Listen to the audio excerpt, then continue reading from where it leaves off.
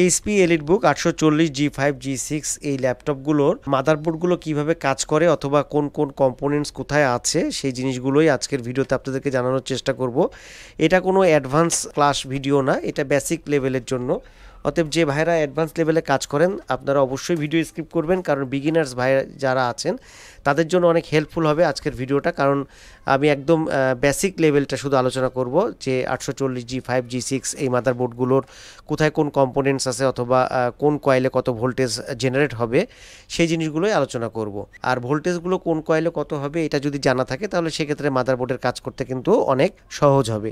Board view এবং হচ্ছে আপনার ডায়াগ্রাম থেকে আপনাদেরকে দেখাবো যে আসলে কোথায় কোন ভোল্টেজ থাকবে অথবা আপনারা কোন কোন পয়েন্টে চেক দিতে পারেন শর্ট হলে, সেগুলো আলোচনা করব আজকের ভিডিওতে। আশা করি ভিডিওটা ভালো লাগবে। যদি ভিডিওটা ভালো লাগে তাহলে অবশ্যই ভিডিওটাতে একটা লাইক দিবেন, আর আমাদের চ্যানেলে যদি নতুন হয়ে থাকেন গাইস অবশ্যই চ্যানেলটা সাবস্ক্রাইব করে দিবেন।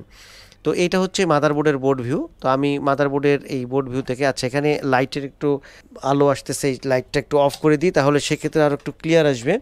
তো 840 G5 G6 যে মাদারবোর্ড, এই মাদারবোর্ডের যে ডিসি জ্যাক কানেক্টার, এখানে দেখেন লেখা আছে জ্যাক। এখান দিয়ে আপনার কত আসবে, 19 ভোল্ট আসবে, 19 ভোল্ট আসবে। 19 ভোল্টটা কিন্তু কনভার্ট হয়, এখানে বেশ কয়েকটা মসফেট আছে। তো এক একটা মসফেট কনভার্ট হয়ে আমাদের এইখানে মাদারবোর্ডে লাস্ট যায় 12 ভোল্ট তৈরি হয়। কিভাবে হয় এটা হলো ডায়াগ্রামে, আমি যেহেতু বেসিকটা নিয়ে আলোচনা করব এই জন্য একদম আপনার হচ্ছে এস্টিমেটিক ডায়াগ্রাম ধরে বোঝানোটা অনেক বড় হবে ভিডিও, চাইলে আমি করব এটা।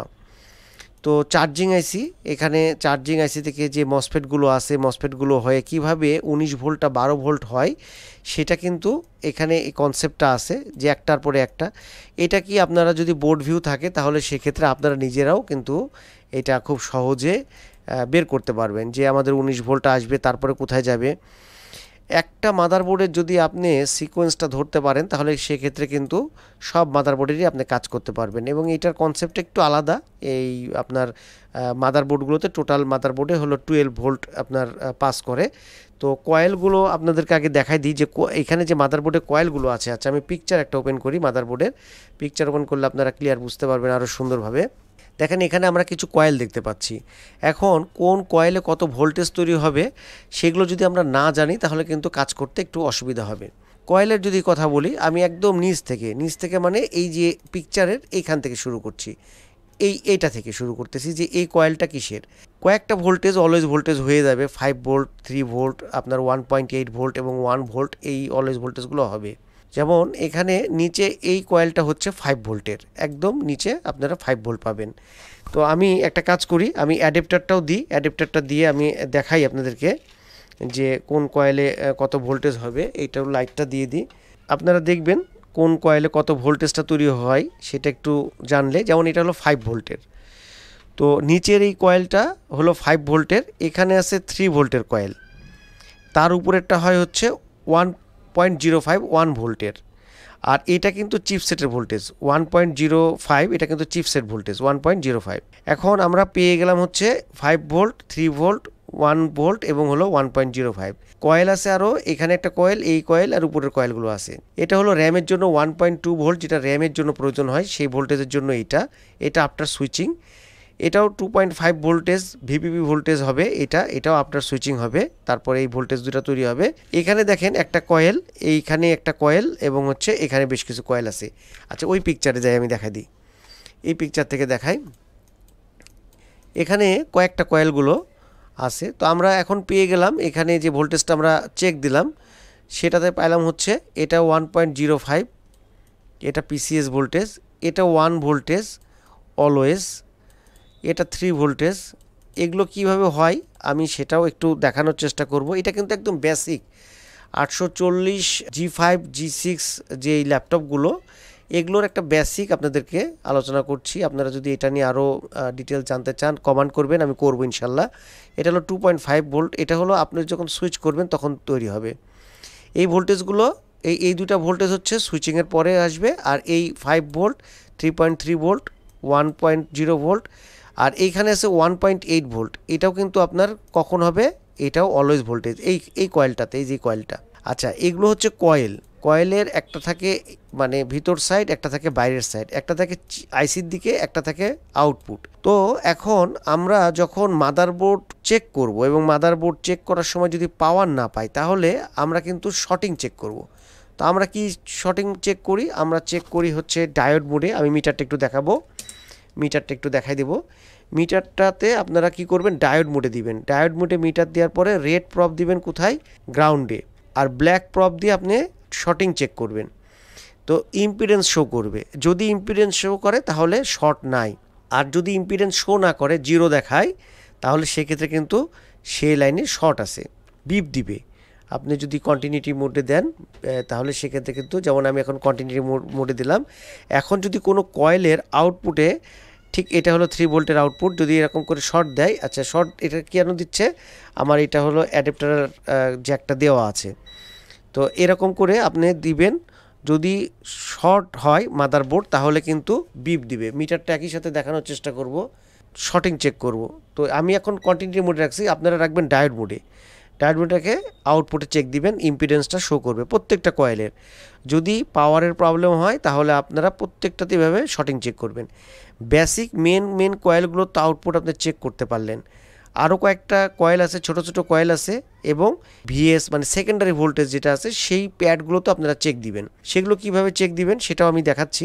এখানে কয়েলগুলো সম্পর্কে আগে একটু আলোচনা আরেকবার করে নিই, যে আমরা এই তো কয়েলগুলো পেলাম, এখানে কিছু কয়েল দেখতে পাচ্ছি, এবং এইখানে একটা কয়েল আর এই একটা কয়েল, এটা আমরা পেলাম না যে এই কয়েলগুলো কি আছে।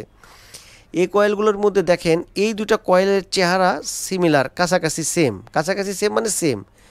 আমরা যদি এই দুটার ইম্পিডেন্স চেক করি তাহলে কিন্তু সেম পাবো। আমি করে দেখাচ্ছি। এই কয়েলটা দেখেন আলাদা, এর গেট আপটাই আলাদা আছে এইটা, আর এই কয়েলটাও আবার একটু আলাদা আছে। তার মানে এর মধ্যে একটা আছে ভিসিসি আইও আর একটা আছে ভিসিসি এসএ। তো আমরা জানি প্রসেসরের ভিসিসি এসএ আইও এই ভোল্টেজগুলোর প্রয়োজন হয়। তো ভিসিসি এসএর একটা ভোল্টেজ কয়েল আর একটা আইওর কয়েল, এখন কোনটা কোন কয়েল কোন ভোল্টেজের জন্য সেটা দেখতে গেলে আমরা ইম্পিডেন্সও চেক করতে পারি, অথবা আমরা কি করতে পারি, এভাবে এই কয়েল চেক করে আমরা দেখতে পারি। যেমন এটা কোথায় আছে দেখেন, আমি এখন আছি কোথায়, এটা র্যামের ঠিক উপরে আমি সিলেকশন করছি 60500। ডায়াগ্রামে যদি যাই, এখানে কিন্তু আমি দেখতে পাচ্ছি ভিসিসি আইও এখানে দেখা যাচ্ছে। তো যাই হোক, আমি যদি না বুঝতে পারি যে না এটা আমি বুঝতে পারলাম না, আপনারা কি করবেন, এই ডায়াগ্রামে যাবেন, L60500 দিয়ে ইন্টার দেব, সার্চ দেওয়ার পরে এখানে ভোল্টেজটা দেখতে পাবেন যে এটা কিসের ভোল্টেজ এবং কী কাজে ব্যবহার করা হয়েছে। এই ভোল্টেজটা দেখেন লেখা আছে, ভোল্টেজটা কত হবে, ভোল্টেজ হবে 0.95 ভোল্টেজ, এবং এই ভোল্টেজের নাম হলো ভিসিসি আইও।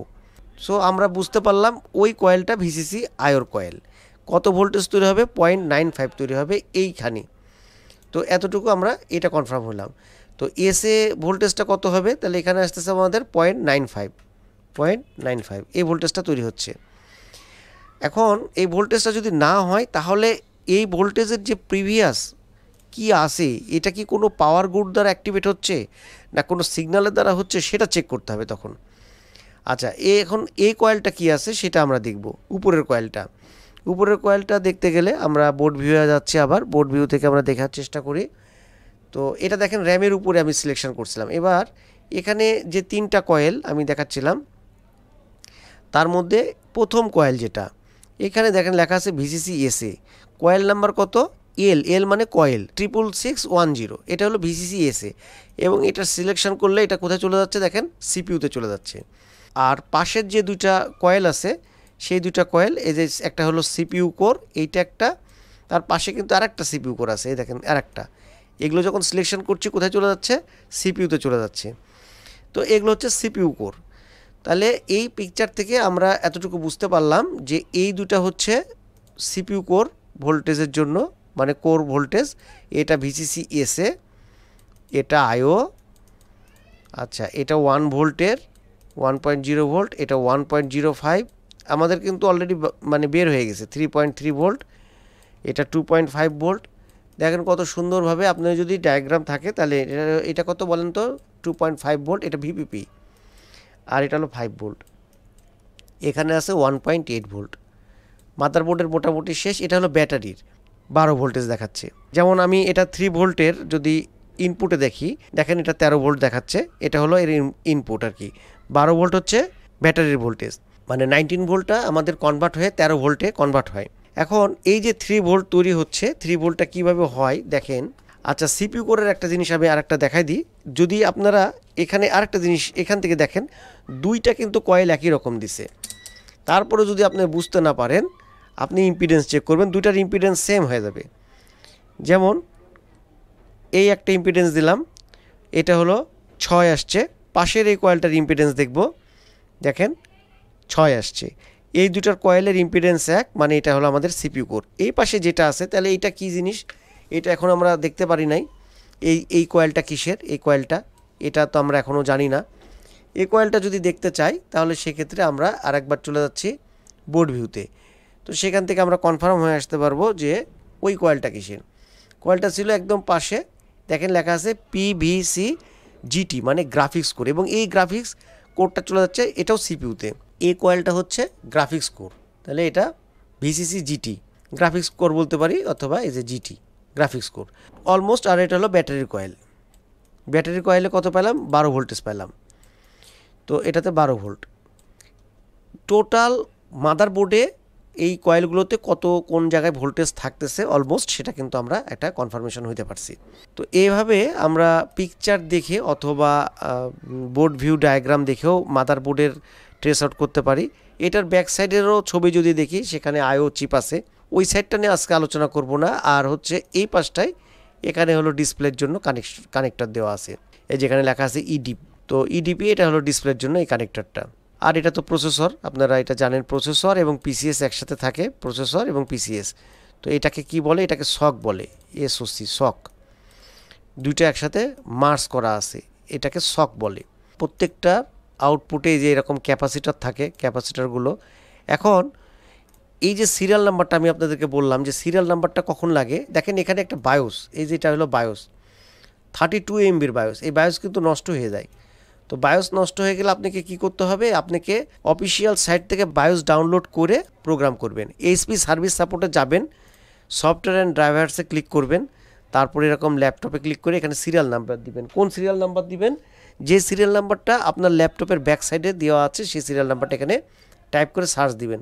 সার্চ দিলে বায়োস আপনি ডাউনলোড করতে পারবেন। এবং বায়োস বিল্ড করার প্রসেসটা একটু আলাদা, আপনারা চাইলে সেটা আমাকে বলবেন, আমি ওইটার আলাদাভাবে ভিডিও করে দেব।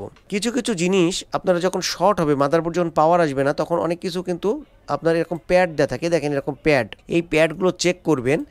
এই প্যাডে কিন্তু কি হয় যে শর্ট, যদি আউটপুটে শর্ট থাকে তাহলে আপনাকে শর্টিং দেখাবে। আমি তো এতক্ষণ বললাম যে কয়েল আপনি চেক করলেন, কিন্তু ডিসি টু ডিসি মানে সেকেন্ডারিতে যদি আপনার শর্টিং হয়, তখন কিন্তু আপনি বের করতে পারবেন না। যদি সেকেন্ডারিতেই হয়, তখন সেকেন্ডারির জন্য যে প্যাডগুলো আছে সেগুলো আপনি কি করবেন, সেই ইম্পিডেন্সগুলো চেক করবেন, যেভাবে আপনাকে দেখাইছি সেভাবে চেক করবেন। সেগুলো খুব একটা কঠিন না, আপনি বোর্ড ভিউ থেকে দেখেও আপনি সুন্দরভাবে করতে পারবেন যে একটা ভোল্টেজের সেকেন্ডারি কোথায় গেছে।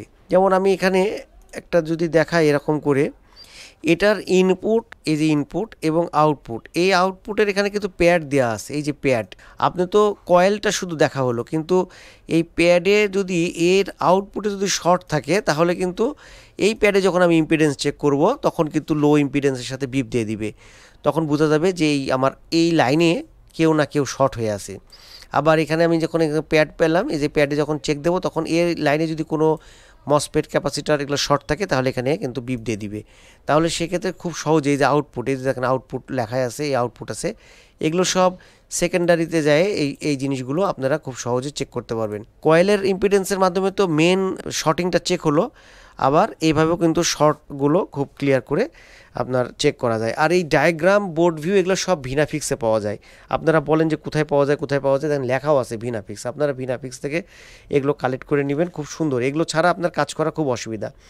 এ পাশটাতে আছে কিছু আইও আছে, আরও কিছু কম্পোনেন্টস আছে, এগুলো নিয়ে আজকে কথা বলবো না, যেহেতু বেসিক, আমি বলতেছিলাম যে বেসিক কথা বলবো। কয়েলগুলো সম্পর্কে বললাম। বায়োসটা যদি আপনারা বলেন যে বায়োসটা কিভাবে প্রোগ্রাম করতে হয়, এটার উপরে আলাদা তাহলে আমাকে একটা ভিডিও করতে হবে। আর এই যে ছোটো ছোটো এই আপনার যে প্যাডগুলো আছে এই প্যাডগুলোতে শর্টিংগুলো চেক করতে হয়। অনেকগুলো সময় এইভাবে আপনি শর্ট চেক করলে আপনি তখন দেখা গেল যে যদি আউটপুটে শর্ট থাকে তাহলে সেটা কিন্তু আপনি বের করতে পারবেন। এই যে এইভাবে আপনি শর্ট চেক করবেন। যেমন 374 আছে, ইম্পিডেন্স ঠিক আছে, মানে এর আউটপুটে কোনো শর্ট নাই। এভাবে শর্টিংগুলো খুব সুন্দর করে চেক করা যায়। 3 ভোল্ট, 5 ভোল্ট, এই 1 ভোল্ট, তারপর 1.8 ভোল্ট, এইগুলো হচ্ছে এই মাদারবোর্ডে অলওয়েজ তৈরি হয়ে যাবে। একটা সুইচিংয়ের পরে র্যাম হবে, মানে ভিপিপি হবে, র্যাম হবে, তারপরে আদার্স ভোল্টেজগুলো তৈরি হবে, আইও হবে, এসএ হবে। এখন এসএ ভোল্টেজ আগে না আইও ভোল্টেজ আগে, এটা আপনি ডায়াগ্রাম দেখলেই বুঝতে পারবেন যে এই আইও কাউরি পাওয়ার গুড দিয়ে হয়েছে না এসএ কাউরি পাওয়ার গুড দিয়ে হয়েছে। সেই জিনিসগুলো আলাদা টপিক্সে আমি আর একটা ভিডিওতে নাহলে কথা বলবো না। আজকে যেহেতু এই আপনাদেরকে বেসিক কথা বলতেছিলাম যে বেসিক জিনিস নিয়ে বলবো। মাদারবোর্ডে সাধারণত প্রবলেম যেটা হয় এই মাদারবোর্ডগুলোতে আমি আপনাদেরকে দেখাই দিই যে মাদারবোর্ডে দেখবেন যে এরকম বাতি ব্লিঙ্কিং করতে থাকে। আমি ডিসি জ্যাকে এইভাবে কানেক্টরটা দিলাম, দেখবেন যে এরকম লিডটা খালি ব্লিঙ্কিং করতে থাকে। তো চেষ্টা করলাম আজকে আপনাদেরকে একটা বেসিক ধারণা দেওয়ার জন্য এই মাদারবোর্ডের উপরে 840 G5 G6 এর। কেমন লাগলো আজকের ভিডিওটা অবশ্যই কমেন্ট করে জানাবেন। আর এই মাদারবোর্ডের উপরে ডিটেলস আরও কিছু জানতে চাইলে অথবা অন্য কোনো মাদারবোর্ড নিয়েও, যদি আপনি ল্যাপটপের অন্য কোনো সিরিজের মাদারবোর্ড নিয়েও কোনো কথা বলতে বলেন অবশ্যই কমেন্ট করবেন, চেষ্টা করব সেটার উপরে আলাদা করে ভিডিও করার জন্য। সবাই ভালো থাকবেন সে আশায় আজকের মতন আল্লাহ হাফেজ, আসসালামু আলাইকুম।